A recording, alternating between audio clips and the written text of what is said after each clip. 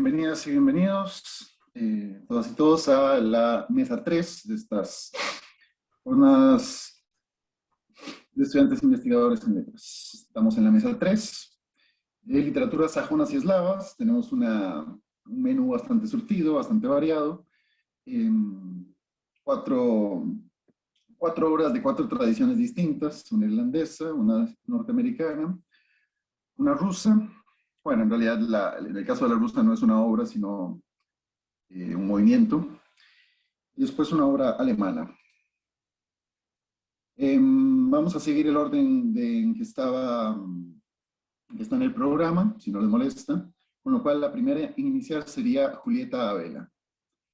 Tiene una ponencia titulada "A partir de ahora solo se hablará irlandés en todo el mundo, mala comprensión y mal uso de la lengua en Rhapsody in Stephen's Green" de Flann O'Brien.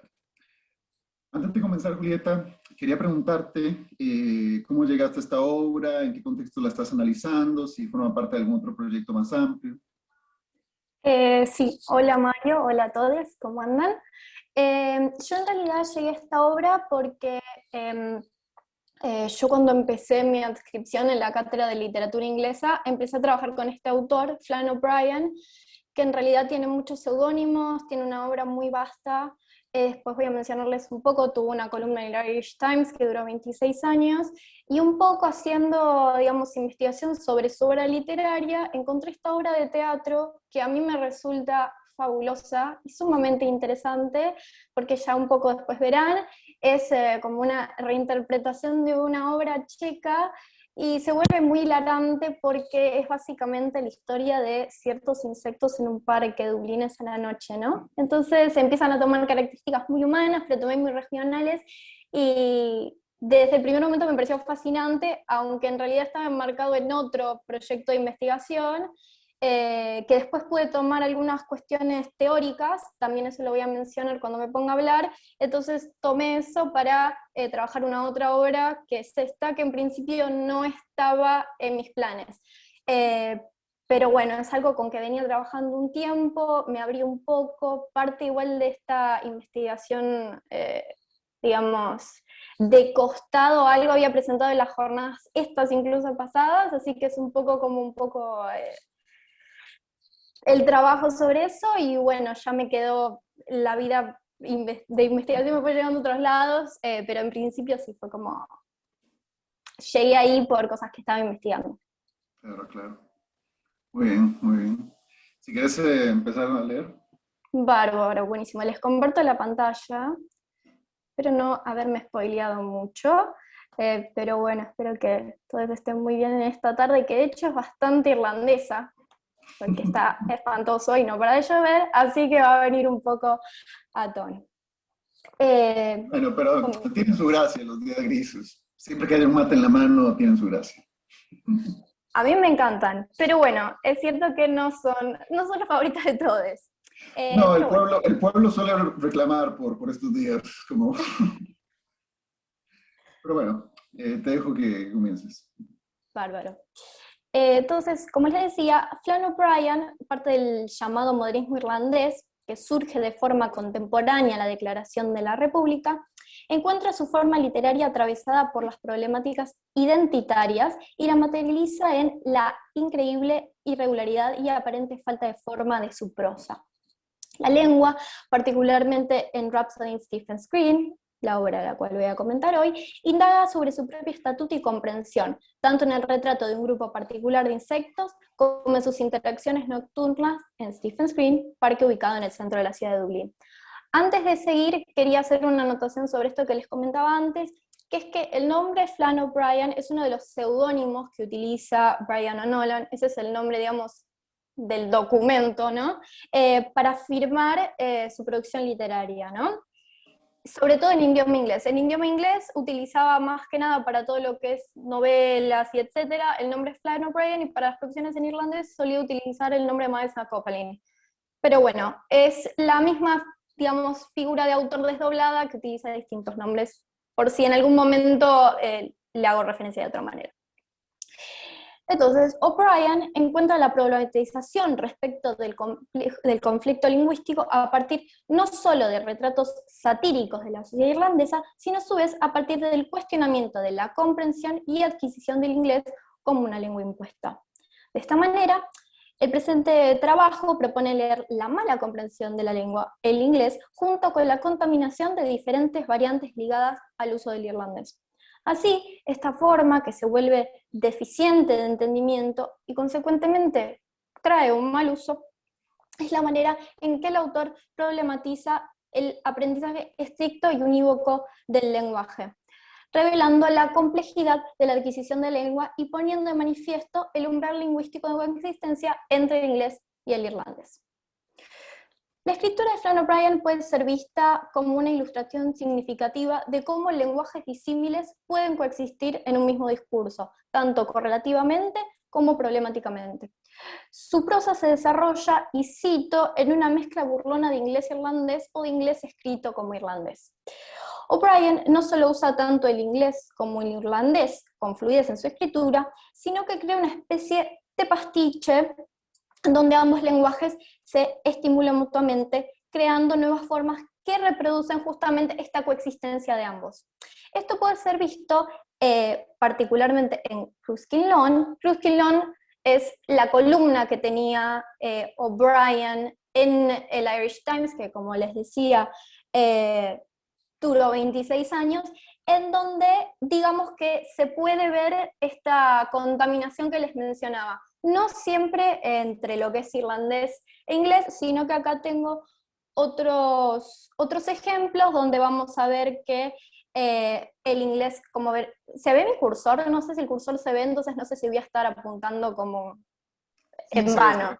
Perfecto, entonces si vemos acá en el 1, en el ejemplo 1, estos son todos fragmentos, tenemos el inglés escrito de una forma más, digamos, fonética, también tenemos el uso de otras palabras y otras lenguas, aparte del inglés y el irlandés mismo, como en el caso de dos, que es el alemán, o incluso hasta del latín, ¿no? También a Brian le gustaba utilizar eso bastante, es otro tema de trabajo, pero en fin. Lo interesante en este sentido, y tal como afirma Columna, es que, y cito, la pregunta sobre el lenguaje es sobre la preservación de lo que queda. La identidad nacional, entonces, sobre todo teniendo en cuenta la relación al lenguaje, no es una vuelta utópica a una época precolonial, puede construirse no extirpando la lengua colonial, sino dejando que el nativo aculturalice el extranjero desde adentro, ¿no? Entonces, es interesante tener en cuenta este contexto de, digamos, el uso, pero también la experimentación con la lengua misma y sobre distintas lenguas para ver cómo es que la lengua impuesta es tomada por, digamos, el autor. Entonces, para ir a, digamos, el tema de trabajo, podemos ver que la palabra comprensión es definida como una facultad o capacidad de entender las cosas. La etimología del término, proveniente del latín, refiere justamente a abarcar intelectualmente algo. En este sentido, hay una búsqueda de un entendimiento total a partir de lo cognitivo. Forma similar, y esto me interesa también para desarrollar un poco el trabajo sobre la obra literaria, Bakhtin también refiere al acto de comprensión, tengo acá la cita, donde dice que se asimila la palabra que debe ser entendida dentro de su propio sistema conceptual lleno de objetos específicos y expresiones emocionales. Fin de cita. Así, la primera, digamos, mención de esta definición más del orden del diccionario se complejiza, ya que se tiene en cuenta el contexto que rodea aquello que se busca comprender. De esta forma, lo que yo voy a mencionar como quizás mala comprensión o desaprensión, que es un término que yo estuve desarrollando dentro del marco de un proyecto de investigación que tuve gracias a una beca UACIT Estímulo, esta idea de mala comprensión o desaprensión, como le llamo yo, refiere principalmente a una interpretación errónea sobre algo dicho. La lengua, en este caso, es más que una herramienta discursiva de comunicación, un aparato cultural y simbólico que perpetra malentendidos y equivocaciones que dan cuenta de una coyuntura donde se anclan los hablantes y sus situaciones discursivas deficientes. En relación con la obra de O'Brien, justamente venía trabajando con Luma, que es una mujer que viene bastante tono con lo que vengo trabajando, dice que justamente el autor revela su desconfianza del lenguaje como instrumento de conocimiento y representación literal del mundo.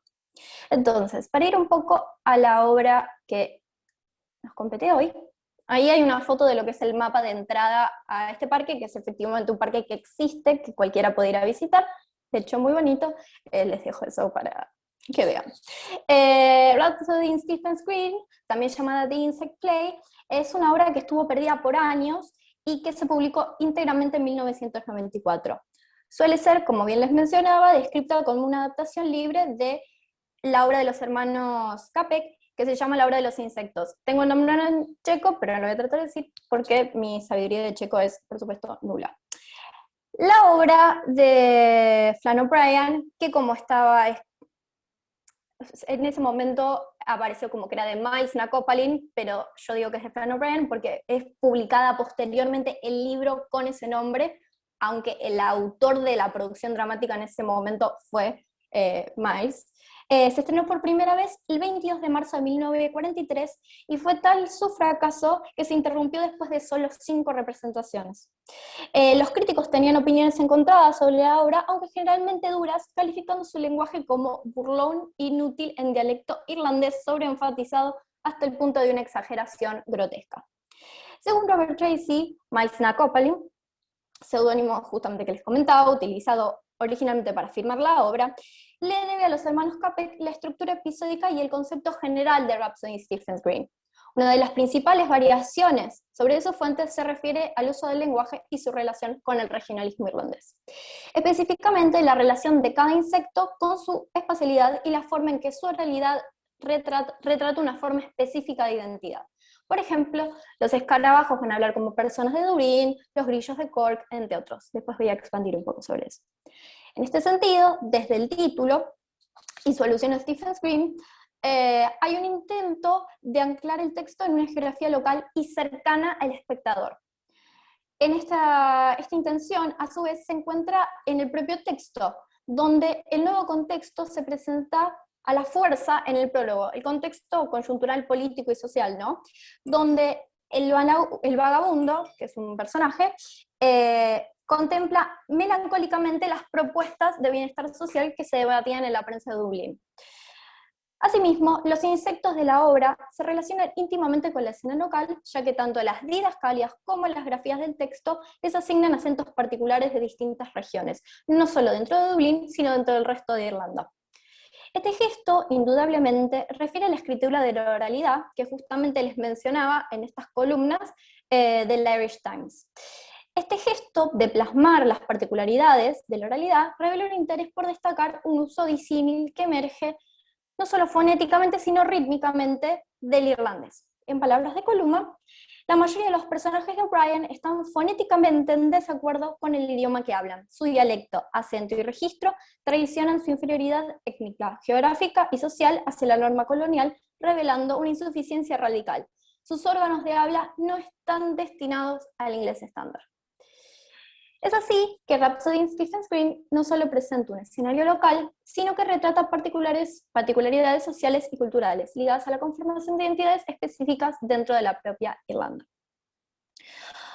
A saber, a lo largo de los 3 actos de Rhapsody in Stephen's Green, se presentan, como bien les mencionaba, una variedad de insectos que cuentan con una variedad de particularidades constitutivas. Entre ellas se me destaca, como les mencionaba, el acento particular, ligada a una región específica.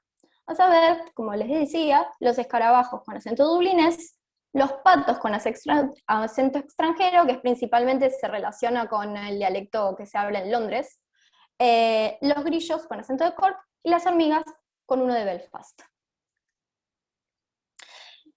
En el primer acto, en particular, los insectos presentan una representación de la oralidad donde se muestra frente al lector o espectador las diferentes variantes dentro del propio inglés dublinés.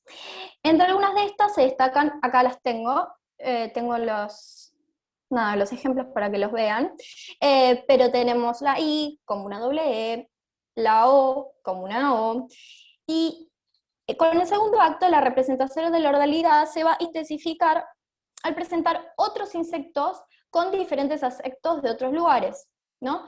Los escarabajos que van a presentar cambios de la Y a la E, y también el uso de la O por la W. Así como después se van a mencionar abreviaciones y otro tipo de cambios, ¿no? Acá los tenemos. Lejos de ser hechos anecdóticos dentro de la obra, esta emulación de la oralidad está ligada, como se mencionó anteriormente, a retrato cuidadoso de distintos sectores dentro y por fuera del pueblo irlandés. Retrato que a su vez está ligado a la tensión entre los acentos urbanos y rurales, y entre la neutralidad percibida de la pronunciación educada, como las inflexiones más fuertes de las clases trabajadoras. Entre los distintos insectos que se presentan a lo largo de las escenas, con sus formas de oralidad particulares, hay poca interacción. En ese sentido, y me voy a permitir esta pequeña digresión, se ve como cada insecto conforma una especie de campo, semántico propio, pero también ideológico, ¿no? Porque al ver que no interactúan y que cada uno tiene una forma muy, tajante y concreta de abordar, sus horas en el parque, se generan interacciones totalmente aisladas, que no solamente se aíslan entre sí por estos diferentes regionalismos, sino por la visión de mundo que conllevan estos mismos regionalismos. Y en este sentido viene un poco a cuento el ejemplo que tengo acá. Como decía, las escenas se desarrollan entonces por bloques de diálogo entre insectos de un mismo tipo, que luego se encadenan con conversaciones de insectos de otro tipo. Incluso en los pocos diálogos que hay entre especies, este es uno, el que están viendo,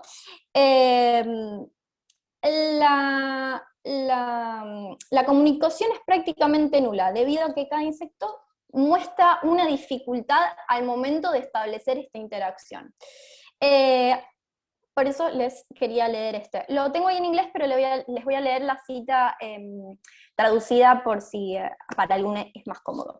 Entonces tenemos a la señora Escarabajo, que dice, claro que no se puede tener un hogar apropiado sin una pila. Cuando están mencionando una pila, es como si fuesen las pilas que hacen los insectos, como si fuesen de mugre y de basura que van como juntando. Entonces, no se puede tener un hogar apropiado sin una pila. Tampoco puedes tener felicidad ni un futuro. Una pila es lo que mantiene un hogar unido, querida. La señora Grillo le va a contestar, seguro que no hay nada como una gran casita agradable para mantener un hogar unido, y un buen trabajo en el servicio para el hombre con una gran pensión al final del día. Fin de cita. Lo que sucede en este intercambio, que va a suceder otra vez en los pocos intercambios que hay, interespecies, entre especies, es que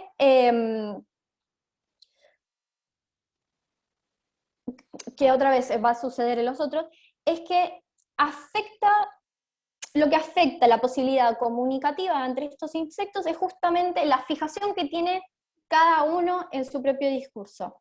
Es decir, con su propia configuración no solo lingüística, sino también de mundo, como bien les decía.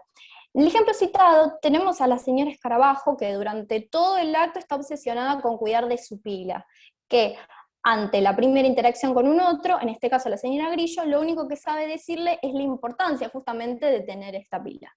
La señora Grillo, por su parte, antes de comprender lo que es esta pila, lo que responde con su propia aspiración familiar, ¿no? Entonces, en vez de poder contestarle eso que le está diciendo, sino simplemente, proyecta su propia aspiración sin escuchar y sin responder a eso que está escuchando. Asimismo, tanto en este caso como en todo lo que es el armado gramático de la obra, la figura del vagabundo, que va a ser justamente un vagabundo que se queda dormido y se queda encerrado en el parque con todos los insectos, va a resultar crucial no solo para encadenar estas interacciones entre insectos que les mencionaba, sino para reforzar la dificultad que tienen estos insectos por corresponder a otras ideas que no sean las de su tipo. El vagabundo, como bien les decía, queda encerrado y permanece a margen de lo que ocurre en escena, intentando intervenir con los insectos sin éxito. Esta dificultad también comunicativa va a exacerbar una vez más esta idea de imposibilidad de comunicarse entre diferentes especies. Voy a ir cerrando, no sé igual cuando estoy de tiempo, pero voy a ir cerrando. Consecuentemente, Rhapsody in Stephen Screen pone en escena diferentes retratos de tipos que podemos encontrar en la sociedad irlandesa.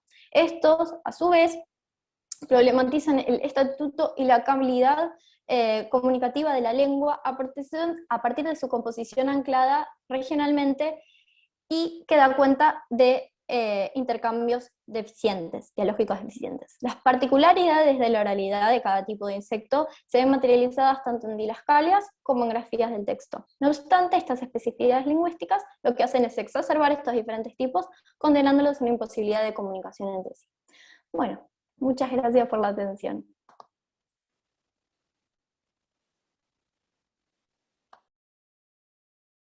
Estás muteado, Mario. Muchas gracias, Julieta.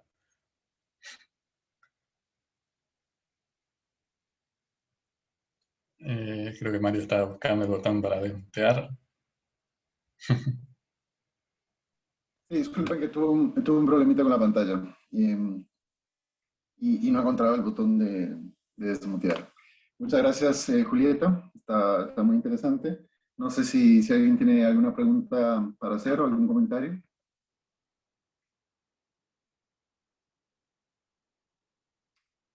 Bueno, yo tenía un par de dudas. La primera tiene que ver con esto que dijiste de la desaprensión, como digamos, de la mala comprensión. ¿En qué sentido pensás ese concepto? Porque me hizo pensar en el concepto de un teórico norteamericano que es Harold Bloom, que habla de la dislectura, la mala lectura, como una condición necesaria, si se quiere, de la escritura, la que, digamos, una obra surge a través de malinterpretar otra obra. No sé si estás pensando en esa dirección o es algo distinto. En cierta manera sí. A mí la cuestión de Bloom siempre me pareció muy interesante porque yo cuando empecé a trabajar este autor, y justamente me interesaba esto porque mi trabajo principal es sobre su primera obra en irlandés, gran novela en irlandés que se llama El Melpocht, y sus columnas. Me resultaba esto que me pasaba cuando leía la obra, que sentía que los personajes no se terminaban de entender, nunca se entendían. Pero no era solamente porque no se escuchaban, sino porque había un espacio muy grande cultural, ideológico, entre los interlocutores, ¿no? Entonces, a partir de eso, en realidad lo que yo hice, y por eso también lo trataba de relacionar un poco con este trabajo que yo estoy haciendo dentro del marco de mi beca de investigación, que es justamente plantear distintos modos de desaprensión, lo que yo llamo desaprensión, que están en tres niveles, ¿no? Esta desaprensión, que sería justamente esta complejidad de comprender, digamos, la que es quizás más fácil en el entendimiento. También estos son, digamos, términos que yo he planteado dentro de mi investigación, que han tenido medio como horizonte a Bloom con la mala lectura. El tema es que la mala lectura de Bloom siempre se ancla en el ejercicio de la lectura. Y para mí estos problemas comunicativos se anclan en cómo se toma la materia cultural e ideológica que sobreviene a la interacción, ¿no? Entonces, por eso también en otro trabajo que hice, que tuve la suerte de publicar, también planteo cómo funcionan otras formas de, digamos, mala comprensión, que serían una sobreaprensión y una subaprensión, ¿no? Entonces, como hay distintos grados dentro de las malas comprensiones que tienen que ver en cómo funcionan, ya te digo, no solamente los registros de cada parte de la comunicación, sino cómo es que los saberes de cada uno afectan la posibilidad comunicativa. No sé si Me parece interesante. La segunda pregunta era un poco más banal. Me da curiosidad si la elección de los insectos para cada una de las regiones y dialectos sigue alguna lógica o es más bien azarosa, se ancla en, no sé, ciertos estereotipos o son cosas que se le ocurrían a este autor. Eh, en cierta manera sí se anclan en estereotipos, pero a la vez se va anclando en lo que va, en esos estereotipos, pero que a la vez eh, se ve en las acciones que hace cada insecto. Por eso es que me parece que el retrato de los insectos no solamente se puede ver en cómo hablan, sino también en las cosas que dicen, ¿no? Entonces, por ejemplo, los patos que hablan en un dialecto de Londres siempre están muy refinados, con la nariz muy para arriba, entonces sin duda están ligados a una especie de estereotipo social que se manejaba en la época, pero acá está totalmente exacerbado, ¿no? Así que sí, sin duda. Ahora que dijiste lo de los patos digamos, como figuras así un poco soberbias, pensé en Enrico McPato, perdón. Está muy bien, está muy bien. ¿Tu intención es seguir investigando a este autor, quizá incluso pensando en una maestría o algún posgrado? Eh, no, la verdad es que en un principio sí, pero me salió, digamos, un proyecto doctoral dentro de más o menos el mismo área, pero ya con el mismo, no con el mismo autor, así que supongo que ya el trabajo será menos intenso y será más esporádico porque ya digamos, me fui para otro autor con la cuestión del posgrado. Claro. Lamentablemente sucedió. Sí, sí, la academia es así. ¿Y cuál es el otro autor? James Joyce, Ah, mira, sí, palabras poco mayores, palabras conocido. mayores. Sí, sí, un autor menor. Claro, sí, sí. Bueno, muchas gracias, Julieta. No, a vos. Ahora vamos con Melissa Camilesi, Historia Alternativa y Afrofuturismo, la tensión entre el cuerpo y los discursos científicos en Wild Seed, de Octavia Butler. Bueno, como le pregunté a Julieta, y me gustaría si nos puedes contar un poco cómo llegaste a esta autora, a este texto y digamos qué fue lo que te despertó el interés. Parece que estás sin audio. No, todavía no te oigo. A ver, ahí me pueden escuchar. Ahora sí. Ahora sí, listo. Entonces eran los auriculares. Bueno, principalmente cursé una serie de seminarios con Aberbach y la cátedra de literatura norteamericana con Capalvo, y empecé como a meterme un poco, a interiorizarme con la literatura afroestadounidense, y dentro de ahí, investigando, no sé si queda poco académico decirlo, pero lo descubrí por Wikipedia, digamos. No hay mucha historia atrás de cómo lo conocí, y me interesó mucho leyendo después un poco, consiguiendo los libros, realmente acá en Argentina no se consigue nada, de Octavia Butler, es bastante desconocida a nivel local. El año pasado salió una edición de sus cuentos traducidos por primera vez al español en España, así que es un hecho importante, o por lo menos es una muestra de que se está empezando a leer. Eh, y me pareció muy interesante cómo mezclaba o cómo usaba, por un lado, la tradición literaria afro, no sé, las narrativas de esclavos, por ejemplo, y cómo lo fusionaba con la ciencia ficción de un modo muy particular, que de hecho la novela un poco trabaja esa cuestión. Entonces, esa fusión de dos mundos totalmente, no sé, dispares en apariencia, la fusión que hace ella, no es la única autora que trabaja de esta manera, ¿no? Hay otros autores, como Samuel Delany, que quizás sí es más conocido, dentro de la ciencia ficción afroestadounidense, ¿no? Pero bueno, principalmente eso fue lo que me generó atracción, eh, como algo totalmente novedoso. Y de hecho, investigando para un seminario de ciencia ficción, eh, la utilicé, digamos. Entonces quizás viene un poco por ahí la cosa. Está muy bien. Sí, te escuchamos. Bueno, voy a compartir pantalla.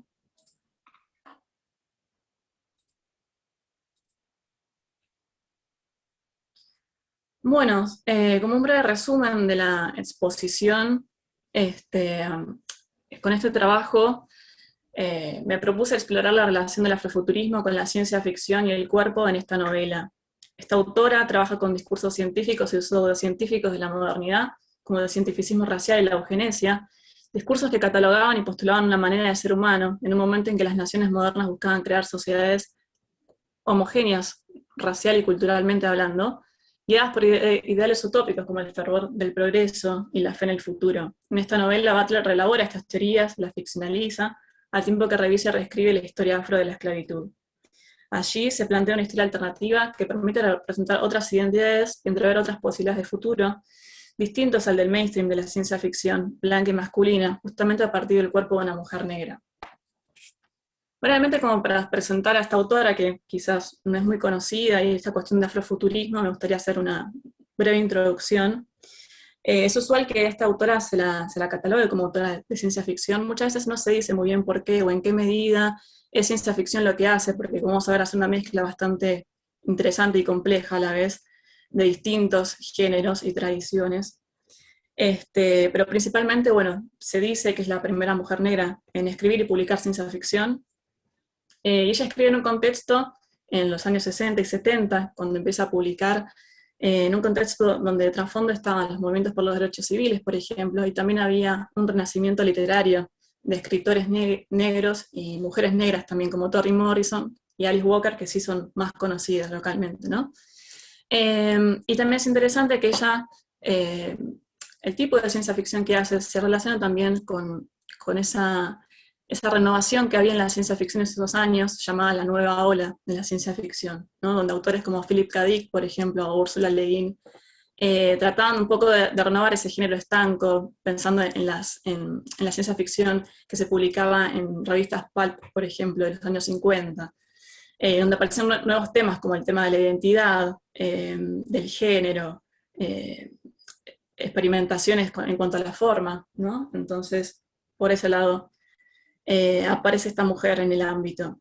En cuanto a la noción de afrofuturismo, es también una categoría un poco compleja, muy ambigua. Hay muchos autores que la usan y que nunca definen muy bien qué es, si se puede llamar realmente un género, si es una etiqueta comercial, ¿no? De hecho, hace poquito salió una película, Pantera Negra, no sé si la pudieron ver, que se decía que era afrofuturista, ¿no? Bueno, ¿en qué medida existe eso que se llama afrofuturismo? Yo realmente no tengo una respuesta, ¿no? Porque por momentos parece como si fuera una movida marketinera o editorial. Pero hay algo que me parece que persiste en estas obras. Principalmente esta categoría, afrofuturismo, fue creada por Mark Berry, que es un crítico de ciencia ficción bastante conocido. Y él en ese artículo se pone a pensar, bueno, cómo en la ciencia ficción, desde sus orígenes, que es un género de autores blancos, predominantemente, y donde el hombre generalmente aparece, el hombre de color, ¿no? El hombre negro aparece ausente o representado desde un punto de vista sesgado.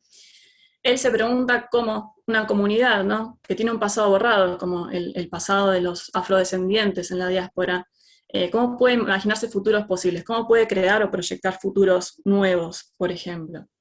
Él entonces lo que hace es revisar la historia o la tradición literaria afro, principalmente de Estados Unidos, ¿no? No piensa en otra tradición. Y él va recogiendo distintos autores que habían sido invisibilizados por el mainstream de la ciencia ficción y crea una especie de archivo nuevo de escritores justamente afrodescendientes. Según él, estos autores intentaban encontrar otros relatos sobre la historia que fue borrada, sobre la cultura y la tecnología, mientras colocaban en primer plano otras identidades y protagonistas. Después, con los años, ya hace bastante recientes los trabajos, otros críticos que trabajaron con esta categoría y que la ampliaron fueron Kodwo Eshun y Lisa Jasek. Lisa Jasek ha escrito mucho sobre Octavia Butler en particular y sobre el afrofuturismo, trató de definirlo, y para ella, bueno, no es un simple movimiento ni una estética, sino que sería un modo literario con una misión política.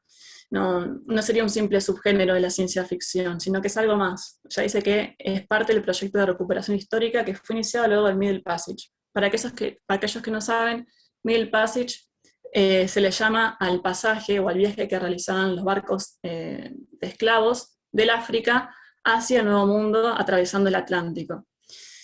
Y para allá entonces este modo literario permite representar la experiencia afro de nuevos modos. Otras características y definiciones que nos van a permitir pensar un poco más la obra que tenemos para analizar hoy, es que, bueno, según Jacek, se mezclan elementos de la ciencia ficción, pero se los combina con innovaciones técnicas, la magia, la historia afro, también procedimientos de la historiografía. O sea, se hace un trabajo bastante profundo con la historia, no solamente con la ciencia ficción, y también se recuperan creencias y tradiciones afro. Por supuesto, estamos pensando que son estadounidenses, ¿no? Obviamente son afrodescendientes que nunca conocieron África, ¿no? Que lo representan desde la lejanía, digamos. Bueno, y también para esta autora, ella afirma que la ciencia ficción en este caso funciona como una gramática, un lenguaje que permite a estos autores narrar experiencias de nuevos modos, conectar el pasado con el presente y crear mundos alternativos.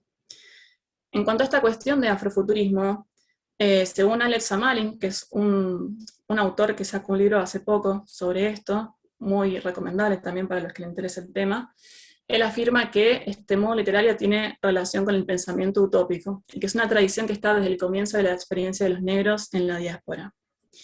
Y sobre esta noción de futurismo, no hay que confundirla con el uso que hicieron del término en las vanguardias históricas, ¿no? Como el futurismo italiano y el ruso. Si, por ejemplo, estas vanguardias postulaban una fe en el progreso, en la máquina, en el hombre, y intentaban crear lo nuevo en detrimento de lo viejo, bueno, el afrofuturismo realiza un movimiento contrario, va hacia el pasado, hacia los archivos, buscan los huecos, y desde allí proyecta futuros alternativos, ¿no?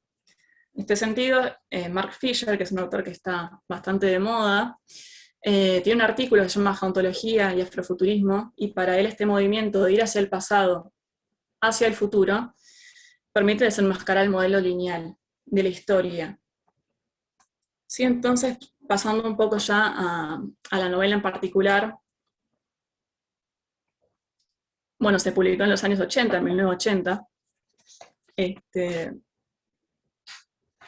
Allí, si uno la lee, va a notar que no hay nada de ciencia ficción, o al menos desde un punto de vista tradicional, ¿no? Allí vemos que nos ajusta justamente a la ciencia ficción tradicional en cuanto a que no escribe sobre inventos tecnológicos, tampoco se da explicaciones científicas y detalladas de lo que sucede en la obra, que es bastante espectacular, ¿no?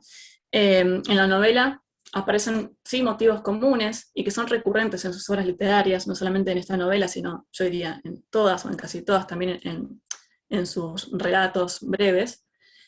Motivos comunes como la inmortalidad, la telepatía, el encuentro con el otro o el alien, ¿no? Que esta figura del alien es muy importante en su obra, justamente porque a los negros o a los afrodescendientes en la tradición se los ha visto siempre como aliens, insertados en otro mundo, ¿no? Y también aparecen representados cuerpos sobrenaturales, que según un crítico que ha trabajado con la obra, que se llama Full, afirma que son las tecnologías principales que trabaja Butler, y eso me parece interesante, la cuestión del cuerpo como tecnología. Y también Butler hace un trabajo bastante profundo con teorías e ideas científicas que estaban en boga en el siglo XVIII y XIX, como la eugenesia, el darwinismo social y el cientificismo racial. Justamente porque la obra está anclada en esos siglos. En esos siglos en donde filósofos y científicos debatían sobre qué era un hombre, qué era el ser humano, cómo se podía perfeccionar la raza humana, cómo se podían crear sociedades homogéneas. Y bueno, en la novela en particular, hablando un poco del argumento, se narra el pasaje que realiza una mujer africana hacia el Nuevo Mundo, que es llevada, raptada, por un esclavista, ¿no? Estos dos personajes que son los protagonistas, y que ahora vamos a ver cómo es cada uno específicamente, son muy particulares, ¿no? Después lo vamos a comentar un poco. Son dos seres inmortales que vienen del África los dos. Y bueno, Doro, que es el amo esclavista que se lleva a esclavos hacia el Nuevo Mundo, quiere crear una raza superior de seres que sean como él, y para eso busca material genético en distintas partes del mundo, pero principalmente en África, justamente porque él aprovecha estos viajes esclavistas y las plantaciones en Estados Unidos para encubrir sus proyectos eugenésicos y genéticos. Sí, entonces podemos ver que el cuerpo está en el centro de la novela, que es un espacio de esclavitud y de resistencia, Es el lugar donde se cruzan discursos científicos e ideologías, donde se escribe la historia y la experiencia, y a partir del cual se pueden pensar alternativas de acción. En el novela entonces se ficcionalizan dos modos de ver y de habitar el mundo totalmente opuestos, como si fueran dos ideales en tensión, justamente los protagonistas, Doro y Anyanwu, de los que ahora vamos a hablar un poco. Doro representa o encarna esta versión descarnada de la ciencia. Estas teorías que veían a los cuerpos o a los seres vivos, a las personas como meros cuerpos a utilizar. Algo que me parece que es interesante es que en Doro se conjugan la magia y la ciencia, y esto es un poco, lo traigo a colación justamente por lo que decíamos sobre el afrofuturismo y cómo mezcla distintos géneros y tradiciones. Es un ser inmortal, como decía antes, que está inspirado en una creencia afro, que es el Obanje. Supuestamente esta creencia dice que había un espíritu, había niños que nacían con una maldición, que necesitaban otros cuerpos para sobrevivir. Son niños que tenían que asesinar a otros para evitar sus cuerpos.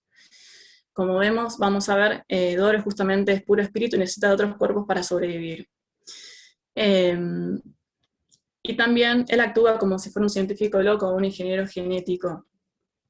Él es amo de los que viven en sus plantaciones, él ejerce un control biopolítico sobre sus cuerpos, justamente selecciona sangre que él considera valiosa, estas serían las semillas o las semillas salvajes, y cuando las implanta, digamos, en el Nuevo Mundo, él tiene una colonia en el sur de los Estados Unidos, haciendo también referencia a la historia de la esclavitud en el país. Esa gente es despojada de su origen, de sus cosas, de su familia, y es obligada a reproducirse con quien dictamina Doro. Justamente estos deseos de crear una raza superior, él los ve posibles y realizables, que al principio parecen como si fueran solamente un proyecto utópico. Lo encuentra posible cuando conoce a Anyanwu, que es otro ser que es también muy raro y es muy poderoso como él. Entonces la lleva, la rapta, y en el Nuevo Mundo la somete sexualmente repetidas veces. Él quiere cruzar a sus hijos con ella para justamente crear estos descendientes que tengan poderes sobrenaturales. Pasando entonces a Anyanwu, ella viene del África, como decía al principio, y también ella tiene un modo de vida muy particular y una concepción del mundo particular que hace que se opone totalmente a la visión que tiene Doro. Ella, con sus conocimientos ancestrales del África y también con las experiencias, podemos ver en la novela que todo el tiempo está aprendiendo conocimientos nuevos, aprendiendo formas de ser que le sirven para sobrevivir en ese territorio hostil. Con estos conocimientos y su propio cuerpo, como si este fuera una tecnología, un instrumento que permite resistir al poder y ofrecer otras posibilidades de existencia, ella logra sobrevivir. Bien, Anyanwu, como decíamos, tiene un cuerpo alien. Si pensamos en algunas definiciones que se han dicho sobre la ciencia ficción, como un género que permite reflexionar sobre la identidad, y también permite postular una apertura hacia lo otro. Anyanwu es un alien que es extraído del viejo mundo, es insertado en una colonia en Estados Unidos, es una especie de outsider, posee una mirada crítica sobre lo que le rodea, y en este sentido me parece que es interesante el concepto de otra inapropiada de Bell Hooks para pensar el rol de la protagonista en la novela. Ella todo el tiempo está desbordando categorías, desubicada del lenguaje, de la identidad. Ella posee un cuerpo extraño, justamente ella es un ser inmortal, como decía antes, que puede transformarse en lo que desea para sobrevivir. Puede adoptar el cuerpo desde una mujer blanca a una mujer, hasta el cuerpo de un hombre, incluso puede adoptar el cuerpo de animales, como todo el tiempo puede transformarse, y todo el tiempo está rompiendo binarismos, ¿no? Por otro lado, ella también, como Doro, fusiona la magia y la ciencia. Su nombre viene de una diosa del sol, Igbo, y también remite a una tradición, a un ser mitológico afro, que en el folclore europeo se llamó shapeshifter, ¿no? Que, como estos seres que podían cambiar de cuerpos. Bien, y esta forma de ser le permite entrever otro modo, le permite ver otro modo de habitar el mundo. Ella cuando llega a Estados Unidos tiene que adaptar de su vestimenta a su lenguaje, cuestiones que implican cierta transformación colonial o cierta pérdida, pero también significan, al menos en la novela, resistir. Esta cuestión de la resistencia es uno de los temas principales, diría. Significa resistir, apropiarse de una cultura y de un mundo distinto como estrategia de supervivencia en contra de la alienación. En este sentido, también se hace, guarda reminiscencias el relato con la historia de la esclavitud, ¿no? Y de los negros en Estados Unidos, en este caso. Por otro lado, ella cuando es sometida repetidas veces al maltrato y a la esclavitud por parte de Doro, de este amo que remite al amo blanco de las plantaciones, todo el tiempo los hijos que tiene con él siempre resultan experimentos fallidos. A veces nacen con cierta capacidad, con cierto poder o con cierto rasgo diferencial, no sé, por ejemplo, uno que nace telépata, otro que nace con cierta fuerza importante, pero siempre termina muriendo y siempre termina muriendo de la manera más violenta, lo cual remite también a esta negación de ese relato utópico que representa Doro, que finalmente este deseo de crear una raza superior siempre resulta fallido, resulta siempre una farsa.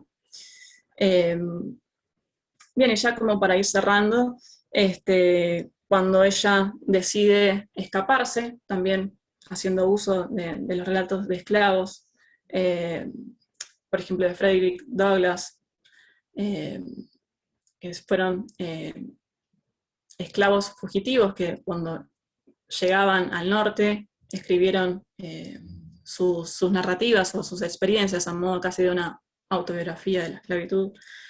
Ella decide escaparse y decide irse a vivir con los animales y ahí encuentra otro modo de vida, formula una alternativa. Ella ahí ve que los animales son como seres humanos, lo que también permite cierta reflexión posthumanista. Esta visión de que el hombre sería el centro del mundo, en este caso Añambu la fragmenta, ella ve que los animales son como los seres humanos. En este sentido, hay varios críticos que hablaron de esta obra, por ejemplo Schapper, donde dice que Butler se hace eco de un teórico de la biología y la ética, que es la bioética, de Peter Singer, quien postula la necesidad de reconocer nuestro parentesco con el mundo animal. También, y esto me parece que también es interesante, traerlo a colación, Octavia Butler era una fanática de la biología y de una autora, una teórica bióloga, que se llama Lynn Margulis, que postula la teoría de la simbiogénesis, donde según ella, el origen de todas las especies dependen de relaciones simbióticas entre organismos y los microbios que los habitan. Así entonces Añambu, cuando regresa al Nuevo Mundo con esas experiencias, crea una comunidad alternativa que funciona como el reverso de la comunidad o de la plantación esclavista de Doro, y allí rescata a sobrevivientes de la esclavitud. Entonces podemos ver cómo Añambu se rige o vive, o por lo menos cree en las relaciones simbióticas y no parasitarias como la de Doro. Si Doro por un lado destruye los cuerpos de la gente, los usa para sus fines, Añambu cree que es necesario conocer al otro, unirse en relaciones donde todos tengan un beneficio, ¿no? Donde uno pierda algo pero también reciba algo a cambio. Bien, finalmente entonces para concluir, si la ciencia ficción potencialmente puede ofrecernos nuevos mundos y nuevos modos de pensar y desafía lo asumido como lo natural, lo dicho, Butler utiliza elementos de la ciencia ficción, expande sus límites, representa nuevas subjetividades e identidades que no se dejan encasillar. Podemos ver entonces cómo en esta novela se formula una crítica a la historia hegemónica, a las representaciones literarias que se han hecho de la negritud y del futuro de la humanidad, y una crítica que se extiende al pensamiento binario, racista y utilitarista de la modernidad. El cuerpo del otro, del alien en este caso, está en el centro de la novela como protagonista, y permite romper esos discursos, pero también explorar distintas posibilidades de existencia y resistencia. Si pensamos en la definición clásica de Darko Shubin, ¿no? Sobre la ciencia ficción, que es un género que permite extrañar la percepción, podría pensarse esta obra como que todo el tiempo nos está tratando de descolocar como lectores. finalmente como una obra afrofuturista, Whiteside reimagina la historia de los afrodescendientes en la diáspora, interroga la identidad y ordenada el pasado, el presente y el futuro. Bien, ahí tienen una serie de bibliografía que fui nombrando. Muchas gracias, está muy interesante. ¿Alguien quiere hacer alguna pregunta, algún comentario?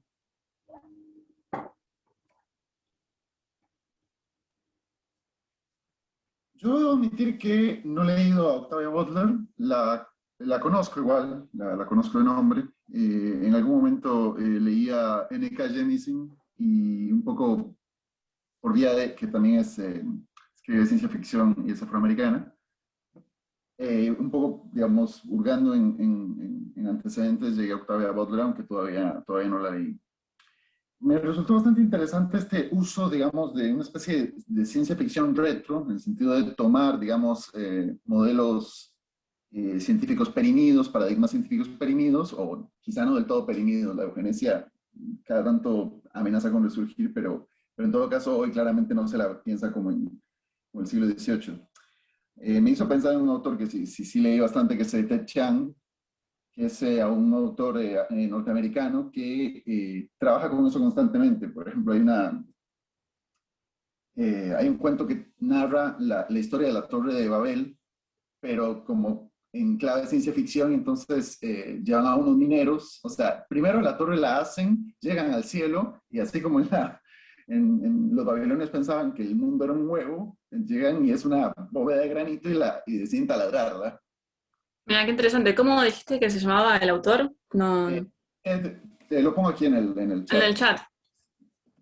Bueno, el tema de la eugenesia es recurrente en las obras de ciencia ficción en general, así como esta cuestión de los experimentos genéticos. Y estoy pensando, bueno, el darwinismo social, que en realidad lo nombré y no lo pude desarrollar, pero sobre todo en esta, no sé, creo que Octavia Butler está como obsesionada con ciertos temas, estaba porque ella murió, está obsesionada con ciertos temas que son recurrentes. Lástima. ¿Cómo? Murió muy joven ella, es una lástima. No sé si tan joven, ¿eh? Nació en el 47 y murió en el 2006. 58 años para estos tiempos es bastante... Sí, murió de un accidente en la casa, totalmente trágico y triste. Pero tiene como ciertos temas que los explota al máximo. Más que nada se dedicó a la novela, tiene muy poco escrito, relatos breves, apenas una antología, pero si uno se pone a leerla, podría analizarla o leerla todos en la misma clave. Esta cuestión de la simbiogénesis es muy recurrente, el alien, la eugenesia, la cuestión de sobrevivir y de la resistencia, que también tiene un poco de eco en esto de las narrativas de esclavos, o en la tradición literaria afro. Hay muchos autores que trabajan en la cuestión de la resistencia, no sé, pienso en Toni Morrison, por ejemplo, que es más conocida. Sí, claramente. Y... de hecho, esto del afrofuturismo es algo que vale la pena pensar, porque vos misma pensabas y problematizabas en qué medida es un género, una estética, o decías simplemente una etiqueta marketinera. Claro que a menudo las etiquetas marketineras terminan por ser géneros, digo. Bueno, sin ir más lejos, el concepto de ciencia ficción, ¿no? Sí, totalmente. Hay tantas variantes, ¿no? Son términos complejos, pero creo que funciona pensarlo como un modo literario, ¿no? O como si se quiere un género particular. Sí, me parece que eso está bien planteado. No, bueno, ¿tenés pensado seguir la investigación o, digamos, con este tipo de obras? O... Sí, de hecho, me gustaría empezar algún proyecto doctoral sobre, no sé si la autora, es un poco difícil, ¿no? Por el lado del original, es súper original, ¿no? De hecho, no hay estudios locales sobre afrofuturismo o sobre ciencia ficción afroestadounidense, que es muy vasta. Me gustaría ir por ese lado, pero bueno, me encantaría seguir desarrollando. La autora tiene un montón de novelas, una es más interesante que la otra, hay otra que también se llama Kindred, que se las recomiendo, trabaja la cuestión de un viaje en el tiempo, entre un presente y un pasado hacia la esclavitud, es muy buena, se ha hecho una película también, que no es muy buena, la película no es recomendable, pero la obra sí. Así que Bueno, sí, hay mucho para hablar sobre Octavia Butler. Kindred, dijiste. Sí, lo escribo en el chat. Perdón, terminé con texto. Ahí está. Bueno, ojalá puedas efectivamente hacer la investigación. Bueno, gracias. Bueno, muchas gracias a Melissa. La verdad que estuvo muy interesante.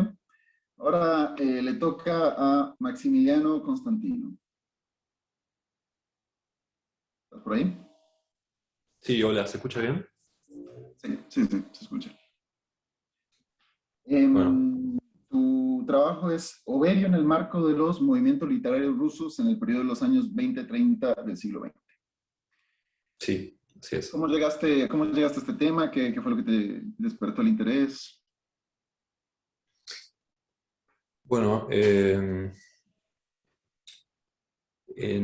digamos, en mi especialización de literatura moderna, en literaturas eslavas, traté siempre de conocer algunos autores nuevos, o sea, lo cual no es difícil cuando en realidad generalmente los programas suelen ser muy canónicos, casi siempre los mismos autores, entonces hay pocas traducciones de literatura rusa, entonces traté de meterme en nuevos ámbitos y bueno, encontré que, por ejemplo, en la vanguardia histórica se conoce algo de simbolismo, alquimismo y obviamente el futurismo, es tal vez el más importante, reconocido por su relación con la revolución.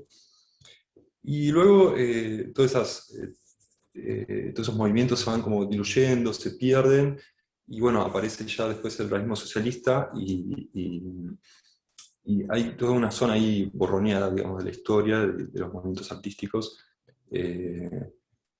Se sabe por qué es lo que pasó, fue todo aplanado, pero qué hubo en el medio, en la transición, es todavía medio misterioso.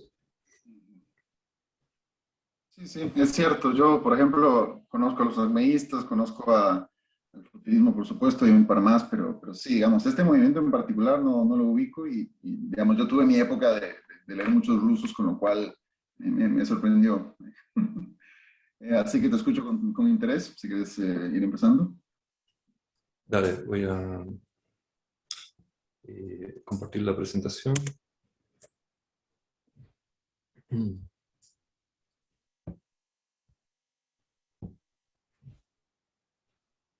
Bien, ahí se ve. Ahí se ve.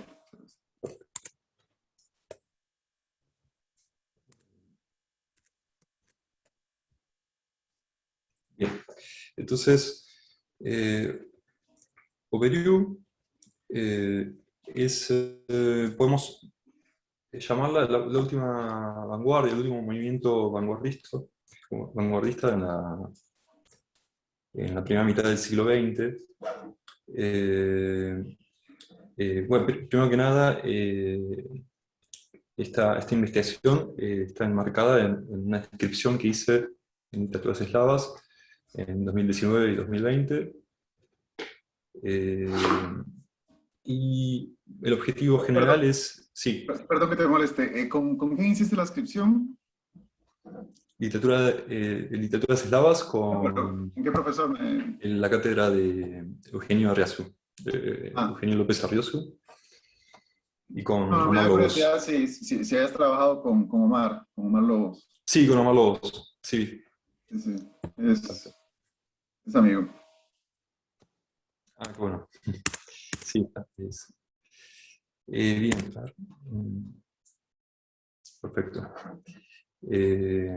Y bueno, entonces el objetivo general de la investigación consistió en introducir este grupo, este movimiento en la Academia Hispana, puesto que bueno, es estudiado en Rusia, en Estados Unidos, en algunos países europeos, pero por ejemplo de España he encontrado muy poco o nada, y en Latinoamérica nada. Tal vez unas traducciones en Cuba y un libro muy reciente de uno de los principales representantes de este grupo, encontré una traducción pero hecha del inglés en Eterna Cadencia, creo que hace unos años. Bien. Bien, entonces, la investigación, o mejor dicho, la historia y la estética del grupo, podemos determinarla en dos periodos. Una en los años 20, más específicamente entre el 25 y el 30, que se caracteriza por una actividad grupal, recitación poética y presentaciones teatrales y performáticas con un público en diversos ámbitos. Y luego del 31, un periodo de clandestinidad, de reclusión, en el que las producciones son individuales y con prácticamente nula recepción. Bien. Existe, como mencionaba antes, este umbral histórico, poco estudiado en su especificidad, que consiste en el desenlace de los movimientos vanguardistas rusos hacia la entrada final del aparato totalitario estalinista y su promulgación del realismo socialista como sistema artístico único. En términos generales, se reconoce un periodo temprano de la revolución en que las innovaciones artísticas se integran con expectativas utópicas a la marcha revolucionaria, en aras de una comunión entre el arte y las demás esferas de la vida, como la económica e industrial, etc. La tradicionalmente observada paradoja del vanguardismo ruso, que la revolución literaria que antecede a la revolución política y le da inicialmente su estilo expresivo, no tarda en ser eliminada en beneficio de una suerte de neotradicionalismo, en que la vieja estética burguesa se hace instrumento de la nueva política. De hecho, ya aparece claramente reseñada en el Manifiesto de Auberoux de 1928. Bien. Auberoux, con esta denominación, que sería un acrónimo alterado para Объединение реального искусства, podemos traducir como Asociación o Unión del Arte Real. Y según un poeta ruso, es el último movimiento independiente en la poesía rusa de la primera mitad del siglo XX. Bien, principales integrantes. Para la brevedad de esta ponencia voy a mencionar un núcleo con 3 integrantes. Daniel Harms, quizás es el más famoso, el que se hizo más famoso en las últimas décadas, con las publicaciones de sus obras. Alexander Lidinsky e Igor Bakhtrev. Bien. Luego, otros 2 integrantes interesantes. Nikolai Zabolotsky es el único que puede figurar en historias de literatura rusa, al menos de las más conocidas, que hasta los años 80 más o menos, pero sin referencia al grupo. Y su obra principal, que publicó en el 29, generalmente se llama Columnas. Es un poema satírico de la vida en Leningrado. Muchas veces se lo caracteriza como onírico, como surrealista. Es interesante este epíteto, digamos, europeo occidental, que de alguna manera trata de subsanar, ¿no?, la ausencia a una referencia de la estética Auberuta, propiamente dicho. Un comentario Auberuta, para los que no entienden, sería el adjetivo derivado de Auberoux, y a los miembros los llamaré Auberutas, ¿no? Bien. El corpus de Auberuta, de este grupo, según un crítico que tiene una obra central sobre la poética de este grupo, cito, dice: los soberiutas fueron suprimidos del proceso literario de su tiempo. Su obra no apareció en las publicaciones literarias de los años 20-30, y más aún, el mismo hecho de su actual existencia en la historia de la literatura rusa se debe a una casualidad. Porque, bueno, en 1941 es el segundo arresto de varios de estos integrantes del grupo. Entre ellos Daniel Harms, que tenía en sus archivos tenía manuscritos de sus textos y de otros integrantes. Entonces, después de su segundo arresto, Druskin es un amigo de estos soberiutas, llega al departamento, se encuentra con la mujer de Harms, quien le da un maletín con todos los papeles. Druskin conserva este archivo durante 20 años, con la esperanza de regresárselo a Harms. En los 60 se entera de que Harms había muerto un año después de su arresto, en el 42, encerrado en una prisión, hospital psiquiátrico en Leningrado, durante el inicio del asedio alemán en la ciudad.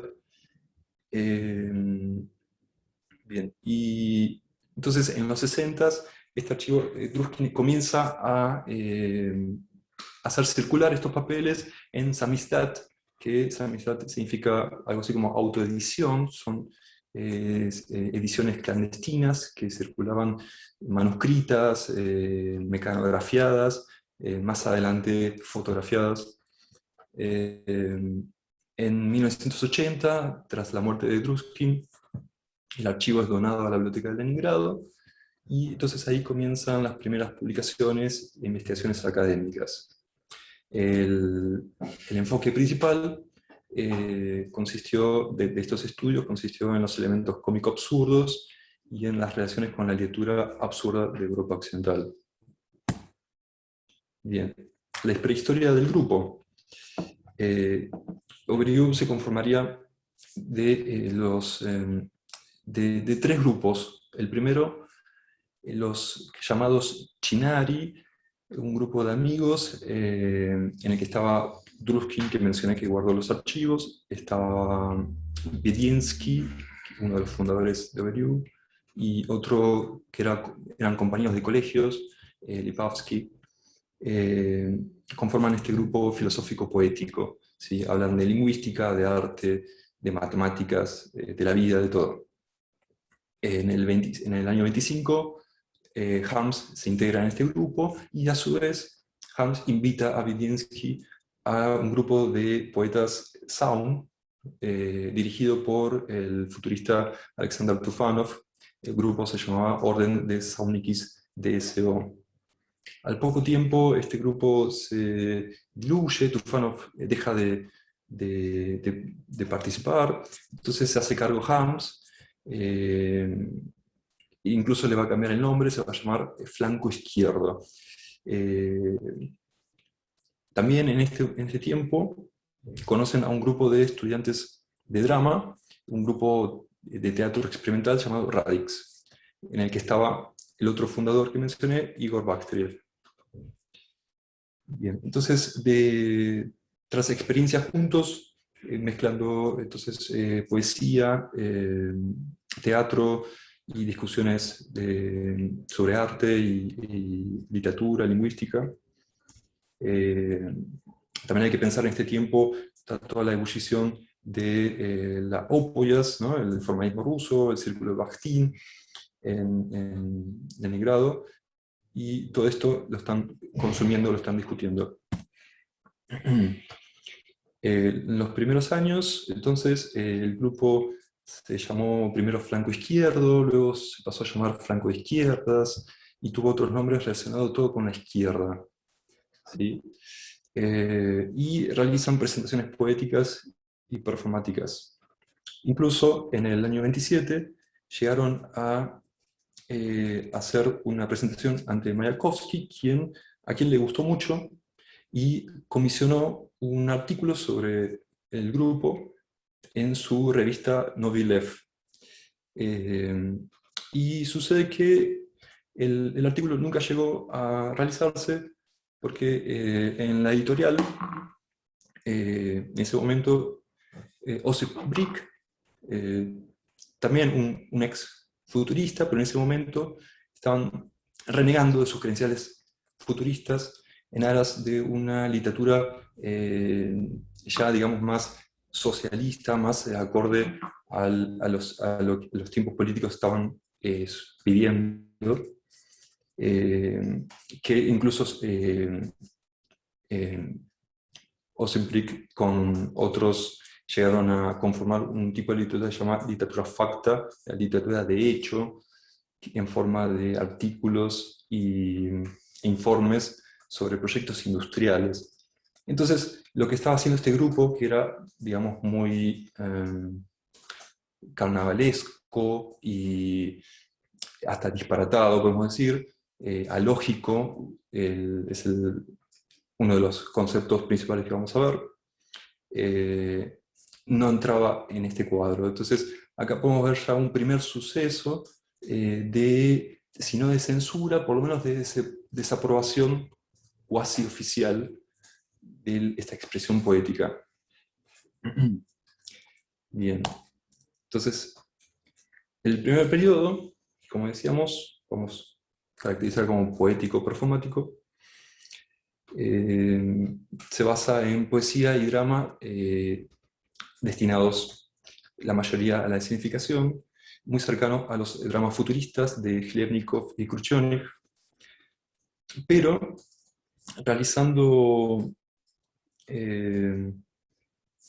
desplazamientos más o menos específicos que Kobrinsky va a resumir en la traslación de los problemas del lenguaje desde el nivel fonético a un nivel sintáctico-semántico, ¿no? a lo discursivo, e incluso también podemos llamar performativo del lenguaje, y un alejamiento del utopismo.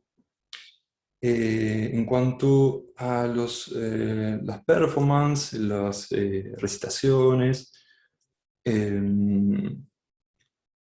me gustaría comentar brevemente o dar algunos ejemplos de lo que hacían. Por ejemplo, un juego que hacían Harms y Bedinsky sobre el escenario durante los primeros años era recitar discursos de un contenido totalmente espantoso, pero con el tono más cordial posible, ¿sí? Acá podemos ver una disonancia irónica entre el lenguaje y contenido. O también pronunciamiento de discursos sin sentido que parecían tal vez de inclinación marxista o hablaban sobre vidas de santos, pero el discurso sin sentido.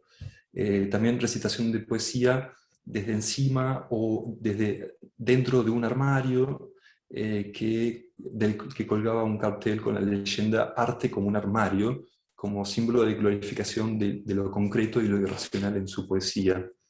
También participación de cantantes, bailarines y artistas circenses. Acá un personaje que me gustaría mencionar brevemente, que me parece importante ubicar junto con Auberio, es a Valentin Parnage, quien es un personaje muy interesante. Es el primer jazz en la Unión Soviética, primera orquesta de jazz de la Unión Soviética. Él había estudiado teatro con Meyerhold, así que conocía y practicaba técnicas de biomecánica. Y también vivió 6 años en París y estuvo codeándose con movimientos como el Dada, el surrealismo, poetas dinamistas.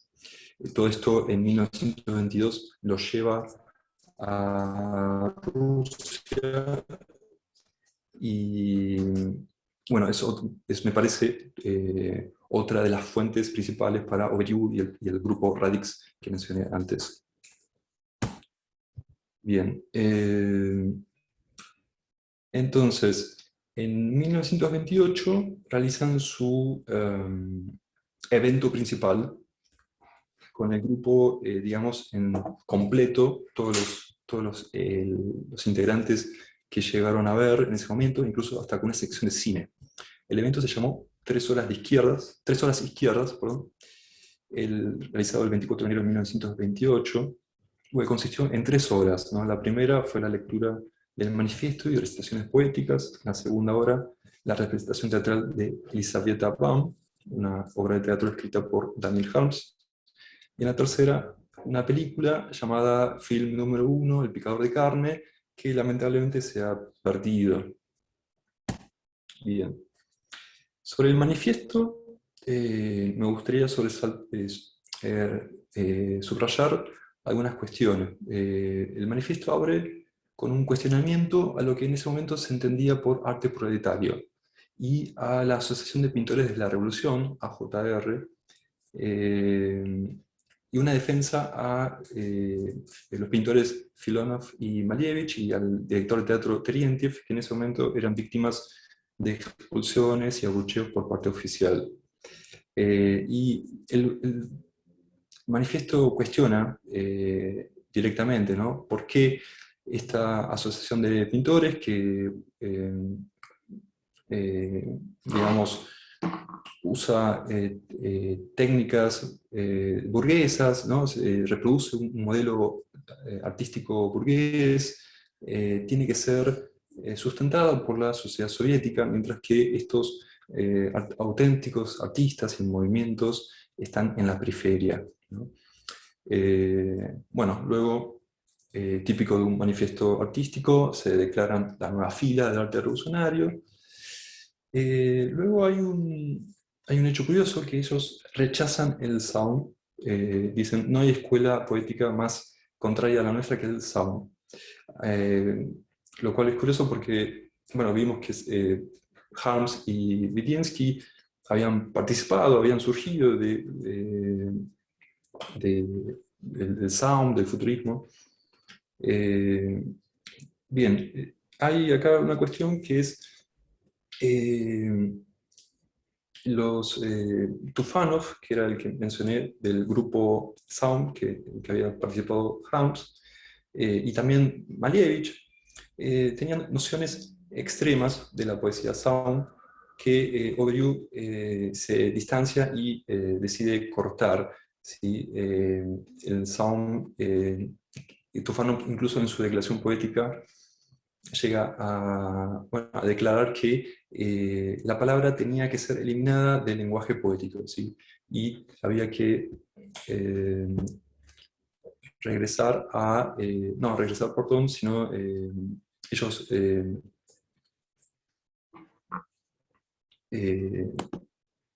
se postulan la nota sonido como un núcleo de su poesía. Y entonces hay acá una de estos desplazamientos que hacen respecto del Sound.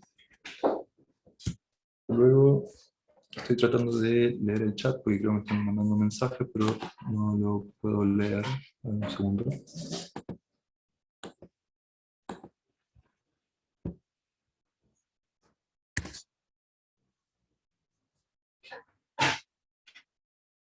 Ahí está.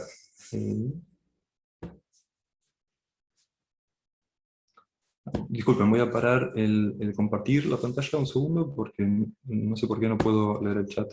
Sí, ahí está. Ahora sí. Bien. Bien. Y por último, entonces, quería hablar de la obra Elisabetta Baum de Daniel Harms, que postulo como la obra más representativa del grupo en su periodo de actividad grupal, e incluso que culmina los principios estéticos desarrollados durante este primer periodo. Bien. visitaban, les comento brevemente, es el nombre de la protagonista, una joven que se encierra en su habitación, y desde afuera se escuchan a dos hombres que se identifican como agentes de ley y vienen a arrestarla. Esto es la primera secuencia. Después, en el resto de casi 20 secuencias más que tiene, podemos decir la obra es absolutamente circense, carnavalesca, hasta dadaísta, podríamos decir en términos occidentales, hasta que en la última secuencia vuelve como a cerrarse con la primera.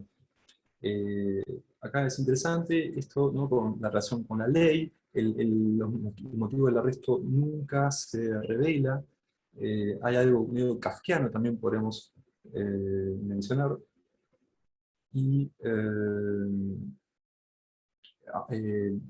creo que el proceso de Kafka se publica 5 años, en el 25, son 3 años antes del estreno de Elizabeth Adam. Hay una relación histórica, seguramente. Y leo, por último, una cita del manifiesto en el que se explica un poco el método detrás de Elizabeth Adam. Dice, el tema dramatúrgico, acá tema es la palabra sujet, que tal vez habrán visto en textos formalistas, el tema dramatúrgico de la obra está desarticulado por varios temas aparentemente externos que enfatizan el objeto como un valor que existe separado, fuera de su relación con los demás.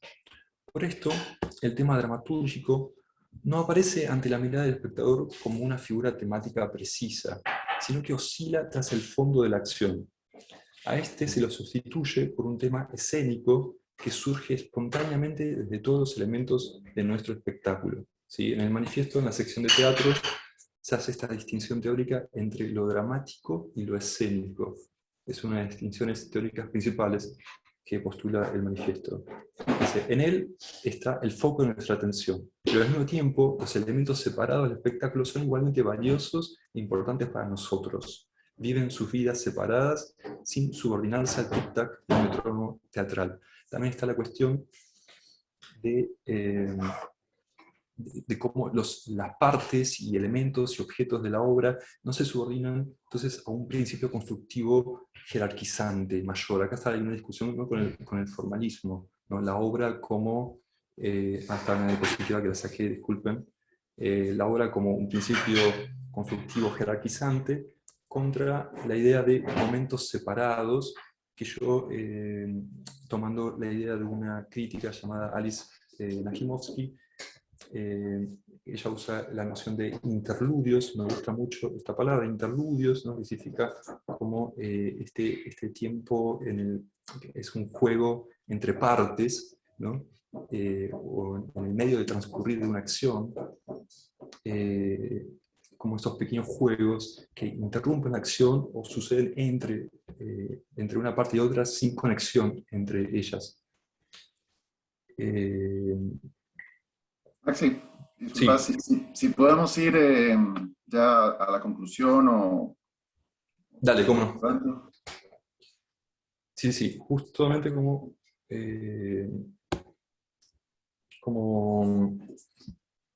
conclusión, me gustaría entonces comentar que, bien, después de este evento, tienen algunas presentaciones más, pero ya en el 31 es el último evento oficial del grupo en una residencia estudiantil de la Universidad de Leningrado.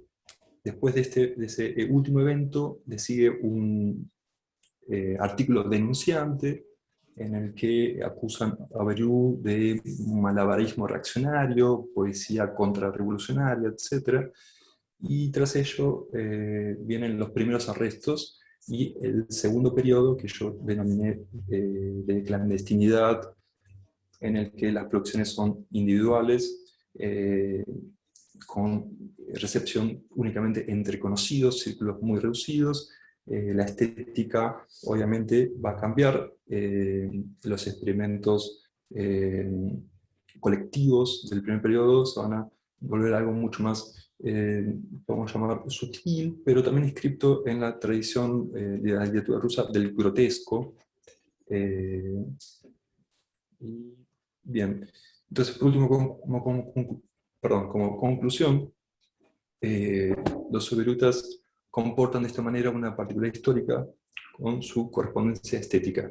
Los métodos y formas de producción de la vanguardia, sus ideales y expectativas, su voluntad transformadora alcanzan un horizonte fantasmagórico, y Oberú, durante la década del 30, se convierte en el registro poético de su propia desaparición. Se escribe para ningún público, lo escribe ningún autor. La especificidad de Oberú habrá de buscarse en esta tensión extrema, tanto generada por los acontecimientos sociales, como también en las obras individuales de cada uno, la marginalidad de las condiciones de vida y de producción van a servir de molde atroz a la genialidad que algunos soberutas estuvieron forzados a buscar, incluso hasta el umbral de la muerte. En realidad muchos, como vieron tales en la diapositiva con las fechas, mueren muy jóvenes, en el 41, 49. Sí, ahí noté un par que Belinsky, morían, no Harms. sé si durante la Segunda Guerra Mundial. Sí, Harms muere, como decía, encerrado en un hospital psiquiátrico de inanición durante el asedio en Leningrado, Belinsky siendo enfermo, siendo transportado a un campo de concentración. Bien, sí, entonces esa es la suerte que les tocará. Pocos pasan la década del 40. Pero por último me gustaría comentar que este grupo va a ser como precursor de movimientos posteriores cuando salen sus obras en Samizdat, que son estas ediciones clandestinas.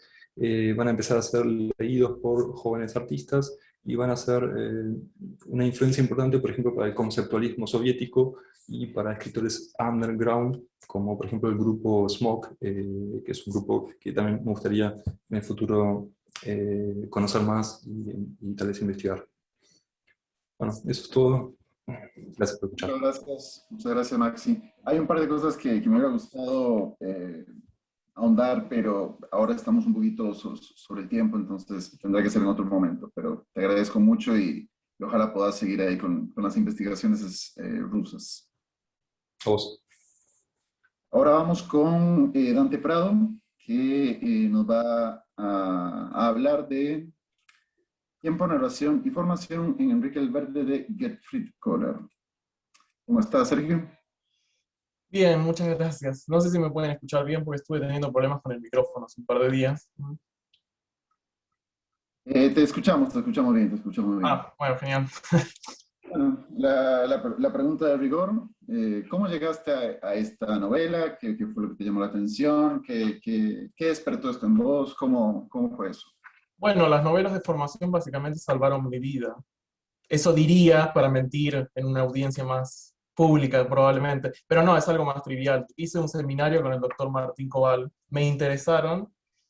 Básicamente me interesan porque no pasa nada en la novela, y por eso son como el rigor de escritura, no sucede nada, es básicamente un recorrido de decepción, por eso me interesa.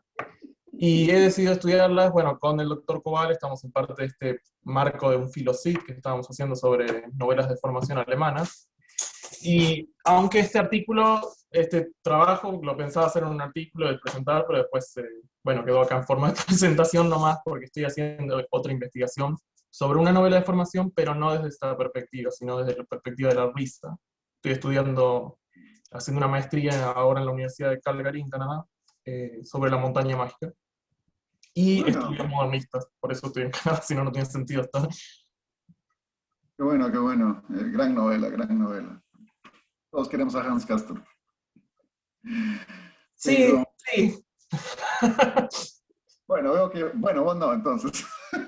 No, me gusta Hans Castorp, por supuesto, pero creo que hay personajes que son un poquito más interesantes, como Settembrini o Joaquín. Nafta, ese jesuita loco. Claro, Lukács disfrazado de Nafta. ¿Sí? Si alguna vez te entrevistan en la radio, igual decí lo de comienzo, de que te salvaron la vida. Me parece Sí, maravilloso. era para dar un toque cómico. Además que siempre me siento presionado en esta situación, que por mi apellido siempre llego al final, todo el mundo habló de cosas interesantes, de novelas que pasan muchas cosas, acá con dos seres inmortales, bichos, vanguardia, y yo con una novela que es básicamente el recorrido que dice Martín Cohen, gente que llega con una expectativa y termina haciendo otra cosa. Bueno, Pero así es eso, la vida, ¿no? Eso quizá nos trae más cerca de nuestras vidas, como para ir cerrando esta mesa y volviendo a la claro. vida. Bueno, puedes empezar, por favor. Bueno, no sé, se está compartiendo bien, ¿no? Sí, sí. Bueno, perfecto. Bueno, como estaba diciendo, sí, es un pequeño trabajo sobre una novela de Keller. Keller es un autor en Argentina bastante desconocido, pero bueno, es bien conocido afuera. Es un escritor suizo. Y lo que quería mencionar es sugerir un análisis de las novelas de formación en general en relación con el tiempo, cosa que no se suele hacer ni siquiera en la literatura que se escribe en alemán, a pesar que me parece que es un interesante hueco de información bibliográfico, sobre todo porque la novela de Wilhelm Meister ha tenido bastante precedente en análisis como una novela temporal, incluso después la novela de Thomas Mann mismo se define a sí misma como una novela del tiempo. Entonces habría que pensar eso, pero en otras novelas, que suceden en otras novelas de formación. Primero, para empezar con unas consideraciones básicas sobre tiempo y novela, estas generalizaciones productivas, que son lindas, funcionan, después vas a una novela, a una producción de la Edad Media y se caen, pero son interesantes para pensar en la forma literaria que emerge con la modernidad. Sobre todo porque la forma novelas desde sus orígenes se ha pensado en relación al tiempo y por discusiones teóricas sobre el tiempo. Ahí está el comentario de Ian Watt con su The Rise of the Novel, esta sugerencia de que se particularizan las experiencias temporales y entonces el mundo de las novelas es un mundo de individuos particulares teniendo experiencias particulares en tiempos y espacios, bueno, también particulares. Y esto, si bien esto quizás es una generación demasiado excesiva, sí se puede pensar de que hubo un interés en el comienzo de la modernidad por el tema del tiempo, un interés un poquito más exacerbado en esta idea de identidad personal, personalidad, memoria, todas categorías que van a jugar con el tiempo y entonces que conciben que el sujeto es un sujeto temporal que tiene que tener un inicio, un final, y interesantemente este inicio final tiene que ser lógico lineal, tiene que ser causal. Todas las acciones de tu pasado van a tener un efecto en el presente y un efecto después en el futuro. Este tipo de pensamiento lógico lineal incluso persiste hasta Freud en su idea de que el pasado tiene una injerencia tan determinante sobre el presente. Interesantemente, este último escritor, Steinbe, analiza una serie de novelas de Defoe y el Wilhelm Meister, y considera que está este quiebre de la recursividad del futuro con la novela, con la emergencia de la novela, a diferencia del teatro, y a diferencia de una concepción de la historia que más o menos siempre suele ser recursiva. Esta autora no menciona, pero podríamos pensar incluso el término revolución y sus dos significados. La revolución de la Tierra como algo que siempre igual, es un cambio efectivamente, pero un cambio similar, y la revolución entendida más en un sentido político a partir de la Revolución Francesa, como un quiebre y un futuro que ya deja de ser el mismo. En este marco de teorizaciones sobre novela y tiempo, tenemos acá los dos más conocidos, Lukács y Bakhtin. Bakhtin ocultando siempre detrás de las cortinas a Lukács, que siempre es el que tiene detrás, y bueno, más recientemente Moretti. Teoría de la novela de Lukács está esta idea de mediación individuo-sociedad, que se concibe también como una relación temporal contextual. Bakhtin en su tipología de mente de novelas, que ni a él mismo le sirve, pero bueno, está en su título, él está enfocándose en las novelas de educación. El desarrollo de la novela va en relación a cuán más realista es y cuán más realista en su tiempo es, y así considera que las novelas de educación son la cumbre del desarrollo temporal. La novela de educación es la manera de Bakhtin y de Lukács de decir Bildungsroman por razones políticas, porque el Bildungsroman estuvo muy tomado por el nazismo en su momento como un valor nacional. Entonces considera Bakhtin que el tiempo interviene en la imagen del héroe y se pasa de lo inmediato, de instantes y momentos, como por ejemplo podría significar una obra de teatro, a categorías temporales más amplias. Años, son vidas, son generaciones. Y Moretti sugiere esta idea, que también es interesante, también analiza el Wilhelm Meister en su trabajo sobre novelas burguesas, que supone que el tiempo de la novela supone el ingreso de la vida cotidiana. O sea que la vida cotidiana, o sea, ir a comprar, adquiere un valor de evento, si quisiéramos usar conceptos de narratología, o sea, se vuelve un argumento interesante para contar una novela. Y así llegamos a una novela como el Wilhelm Meister, que no sucede nada, o sucede prácticamente muy poco. Ahí está la foto, el retrato típico de Goethe, que siempre parece como que está sorprendido. El Wilhelm Meister es una de las obras, de las novelas alemanas más importantes, más estudiadas al mismo tiempo. Estos autores que mencioné la consideran como vital en su concepción del tiempo, y es una novela que además tuvo dos ediciones, una edición primera y después una edición con bastantes cambios más adelante, que es el mismo recorrido que tiene la novela de Keller, como vamos a ver ahora. Mi sugerencia es entonces que el tiempo pleno, este tiempo pleno que están analizando tanto insistentemente en el Wilhelm Meister, como una interrelación de que el tiempo se vuelve dinámico, modifica el personaje, modifica el background, el contexto del personaje y de sus acciones, todo está en pleno movimiento. Habría que pensarlo en relación con la formación, porque se sugiere en cierto modo que hay un tiempo perfecto, un tiempo justo, un tiempo pleno para que se pueda formar el individuo exitosamente. Acá estamos con Keller. La traducción es de la segunda versión, la que hay de Isabel Hernández del 2002, es una muy buena traducción, no tan buena introducción.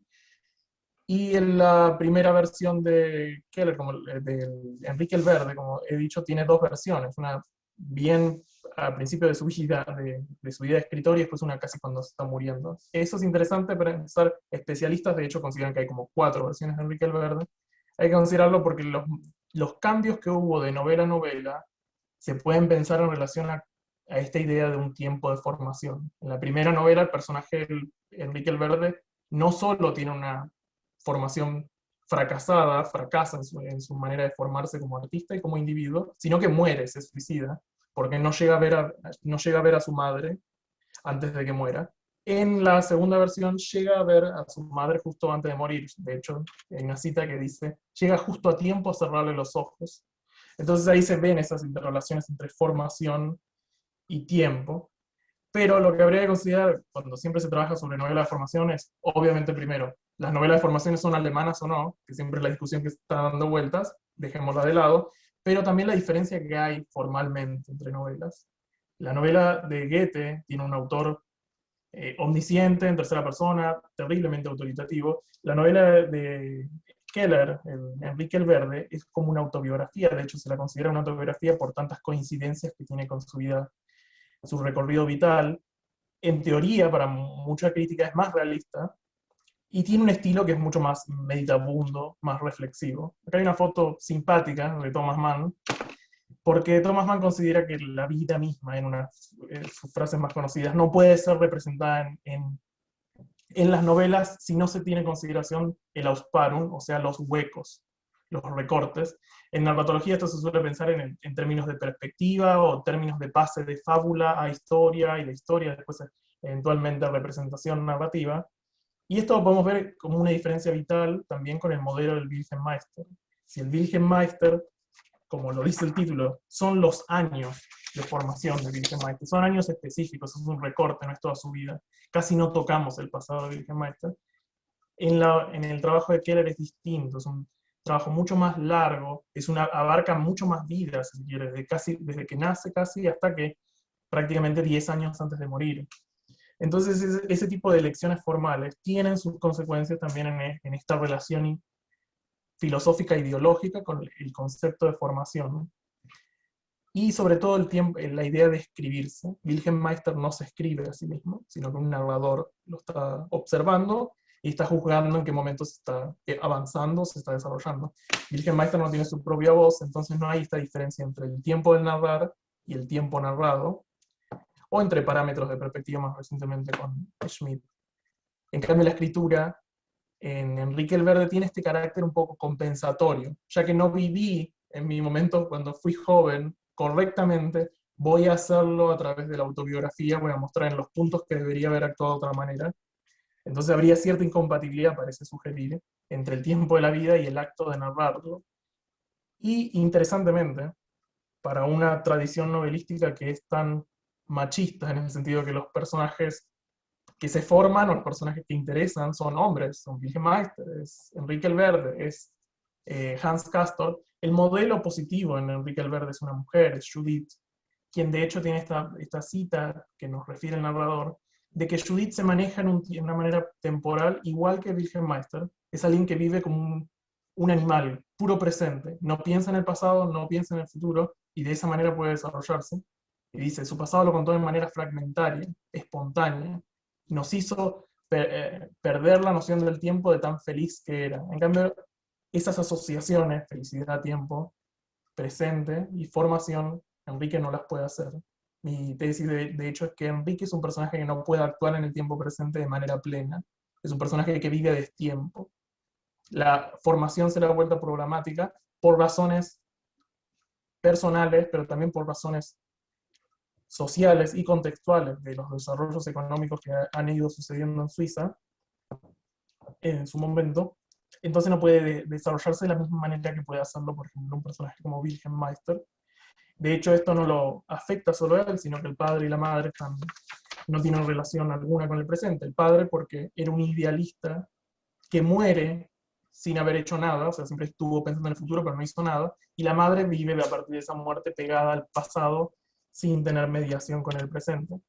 Esto es una foto de la película de 1993. Es simpática la película. Véanla si quieren. Todas las novelas de formación que tienen películas siempre son decepcionantes, pero porque las novelas en sí son muy largas también.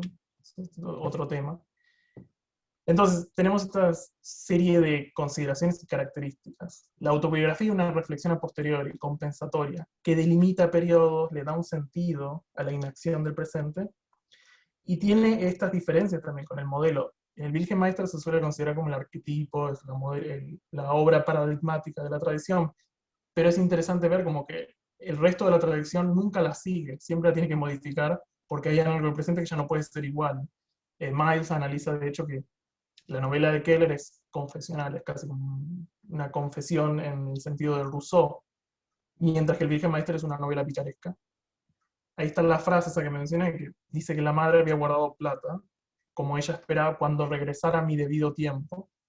Y ese debido tiempo no llega, pero sí llega por lo menos a cerrarle los ojos antes de morir, cosa que no sucede en la primera versión. Y eso desencadena el suicidio del personaje, que no sucede en la segunda versión, que es la que se lee mayormente. Entonces no hay debido tiempo en Enrique el Verde, solo escritura, solo recuerdo, y lectura y autolectura. Y estas relaciones de tiempo y tiempo en los Bildungsroman es una cuestión que se tiene que analizar, obviamente, no solo con las características del personaje, pero sino también con consideración del contexto y de los desarrollos históricos, porque mismo Keller era lúcido de darse cuenta, que dice que es posible que la culpa se encuentre en la sociedad, y es lo que nos muestra Enrique el Verde, esta mediación entre individuo y sociedad, en el sentido de que la sociedad de Suiza se vuelve mucho más materialista, mucho más económica, entonces ya no hay espacio. ¿Qué espacio se le da a los niños niños huérfanos que no tienen dinero, y etcétera? Y esto después se explota en las novelas de comienzo del siglo XX, como Alexanderplatz o La montaña mágica misma, entonces que ya hay unas consideraciones que son totalmente adversas, por lo menos contextuales a la idea de formación, por ejemplo la experiencia de la Primera Guerra Mundial o el ascenso del fascismo en la otra novela de Dublin.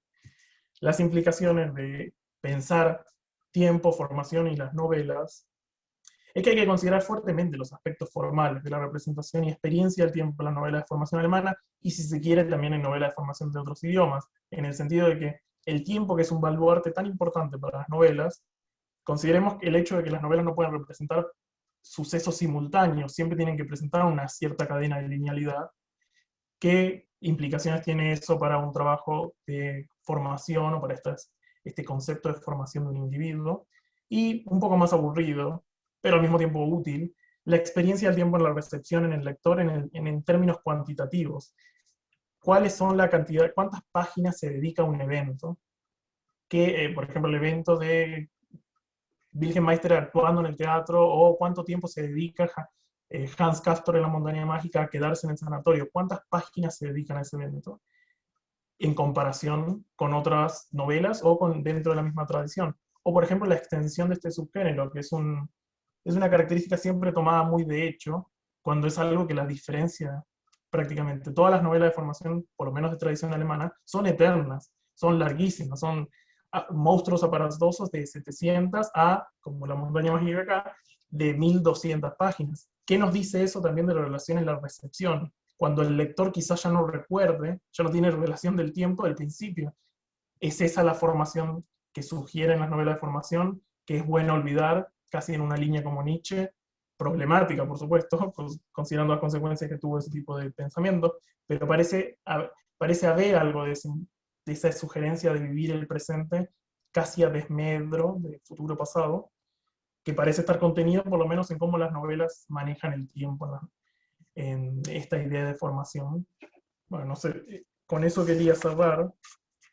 No sé si ustedes tenían alguna consulta o algo, estoy aquí a su disposición.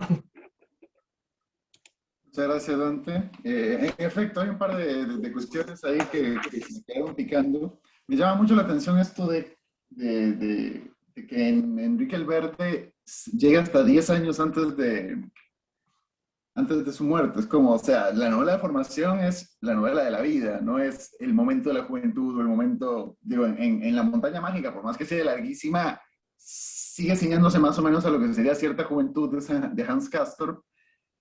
Pero acá no, acá es básicamente toda la vida para una formación que nunca llega, porque vos decís que es una novela del fracaso, con lo cual es más bien la anti-Bildung.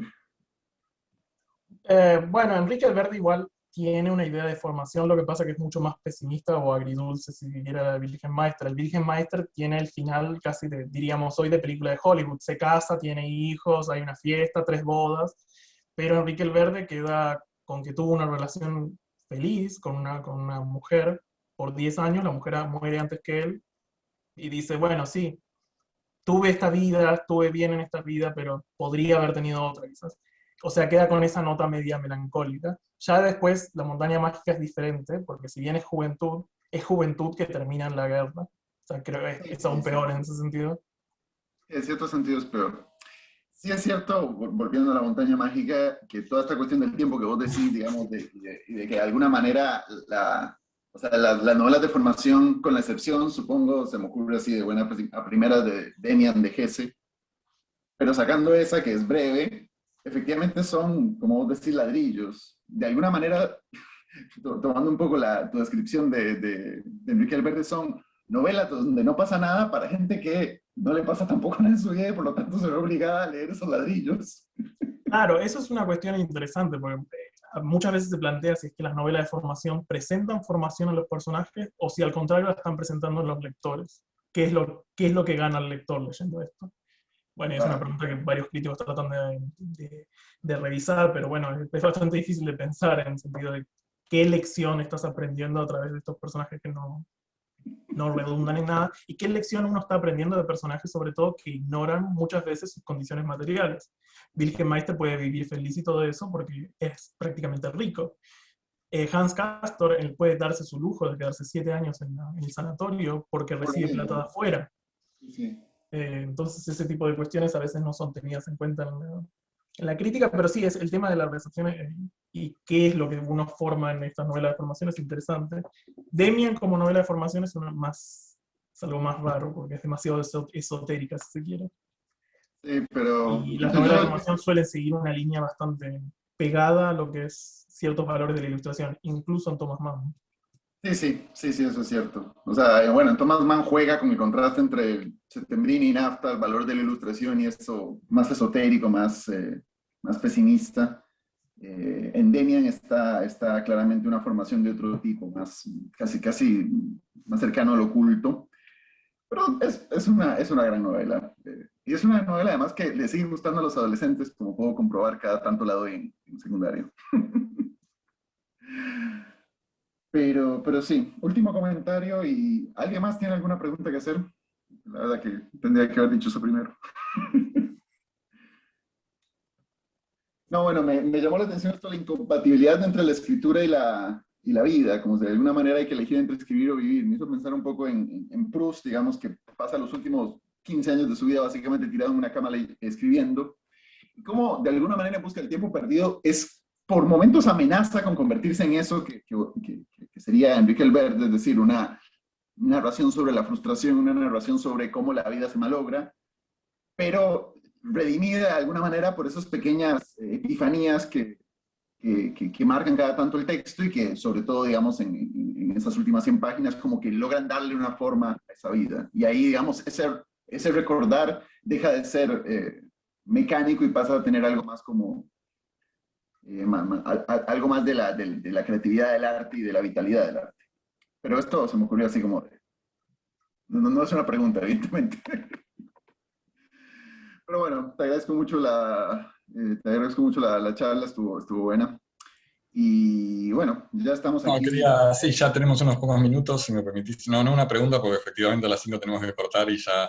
Digo, sí me parece que estos contextos son interesantes también para pensar un poco esto más general, más allá de cada área particular de investigación, bueno, las posibilidades materiales y técnicas para realizar un posgrado o una investigación, más allá del posgrado en literatura extranjera en la Argentina en el presente, ¿no? Que efectivamente son mucho mejores de lo que eran hace algunos años, y con todos los problemas que existen, hay una diferencia. De hecho, bueno, quizás algunos se lo escucho comentar, Miguel Veda suele comentar que cuando él hizo el doctorado, que tampoco es hace tantísimo, ¿no? Era obligatorio, digamos, que la conexión fuera con una literatura argentina, o hispanoamericana por lo menos. O sea, si uno quería trabajar el Wilhelm bueno, relacionarlo con Sarmiento. O sea, no podía uno hacer un proyecto de investigación sobre literatura extranjera a secas. ¿Sí? Bueno, Sí. Jerónimo, mi director de tesis, que es Jerónimo Ledesma, cuando planteó su proyecto de tesis, él quería estudiar a De Quincy, pero no podía solo estudiar lo de Quincy, entonces tuvo que ser De Quincy Borges. Claro. Que ojo que a veces salían cosas súper interesantes, y hay gente que agradeciendo esa conexión, pero no deja de ser una restricción. Digo, hoy uno puede hacer cualquiera de las dos cosas. O sea, puede hacer, si alguien puede presentar una tesis sobre De Quincy, de hecho sucede, y ocurre, y digamos, quizás digamos, las dos dificultades más obvias, una desconocida tiene que ver con la bibliografía, pero dentro de todo, digamos, la situación ha mejorado también en ese aspecto, la internet facilita muchísimo, sigue habiendo cosas que no se encuentran, no son muy difíciles, son muy caras, sí, hay que tampoco creer que uno descarga todo gratis en Library Genesis, pero admitamos que hay un porcentaje importante, ¿no?, para descargar gratis. Así que eso por un lado. Y después sí, quizás la dificultad que uno encuentra, digo, yo me dediqué a literatura de Renacimiento, que es extranjera también, obviamente, aunque quizás ahí lo que más determina es el periodo. Sí tiene la cierta dificultad que uno a veces encuentra, y que es parte del fenómeno, es que a nivel internacional, digamos, se espera que los argentinos o latinoamericanos seamos especialistas en nuestras literaturas. Eso es muy notable. O sea, la probabilidad de que te inviten a dar una charla sobre Borges, ni siquiera te hablo a la Sorbonne, te hablo a Brasil incluso, es mucho más alta de que te inviten a dar una charla sobre Shakespeare. Bueno, Carlos Gamero contaba que cuando él estuvo invitado en, creo que Oxford, en alguna de las grandes británicas, cuando él hablaba de Borges o de cualquier escritor argentino, todo el mundo le ponía atención. Y si quería empezar a hablar de Joyce, que él estudió a Joyce seriamente, digamos, es un especialista en Joyce, o sea, todo el mundo se empezaba a ir. Es como... Sí, esa dificultad existe y es estructural y no se soluciona con puro voluntarismo, pero, qué sé yo, son cosas... tampoco creo que sea imposible ir haciéndose un lugar de las dificultades propias del campo, y hay gente que lo ha logrado y que lo viene logrando. De hecho, bueno, también Miguel Veda también solía decir esto, que se esperaba, digamos, podía ser germanística desde Latinoamérica, pero recepción de la germanística, como que el lugar que se nos otorgaba en el sistema internacional es, bueno, vos querés estudiar Goethe, bueno, estudiá cómo se recibió Goethe o cómo se leyó Goethe en la Argentina. Que también puede ser muy productivo, pero si uno quiere estudiar a Goethe por Goethe mismo, o Goethe en relación con, no sé, lo que fuere en Alemania, es más difícil.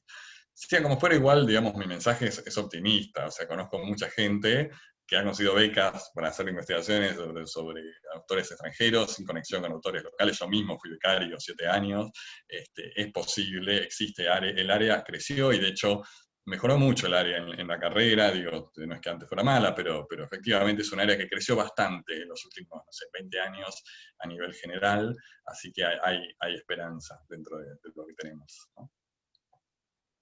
En efecto, en efecto.